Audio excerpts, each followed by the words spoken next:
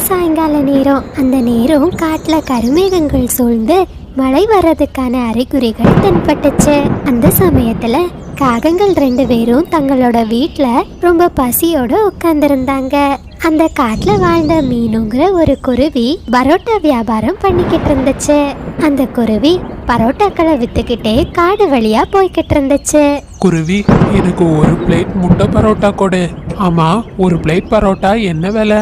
கண்டிப்பா தரேன். என்கிட்ட ஒரு பிளேட் முட்டை பரோட்டா 5 ரூபாய் தான். அட பரவாயில்லையே குருவி, நீ நியாயமான விலைக்கு தான் விற்கிற. சரி சரி, சீக்கிரம் கொடு. இந்த மாதிரி நேரத்துல சூடா பரோட்டா சாப்பிடுறதுக்கு ரொம்ப நல்லா இருக்கும். உடனே மீனுக்குருவியும் முட்டை பரோட்டாவை கிளிக்கிட்ட கொடுத்துச்சு. அதை வாங்கின சோட்டு கிளி ரொம்ப சந்தோஷமா அந்த பரோட்டாவை சாப்பிட்டுச்சு. பிறகு பரோட்டாக்கான காசை கொடுத்துக்கிட்டு சோட்டு கிளி அங்கிருந்து பறந்து போயிடுச்சு. அந்த நேரம்